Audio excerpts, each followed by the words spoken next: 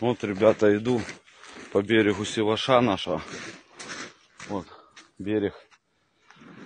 И все в трупах. Вот обратите внимание, все в трупах. 35 лет живу здесь, сколько купаюсь, сколько отдыхали. Никогда ничего подобного не видел.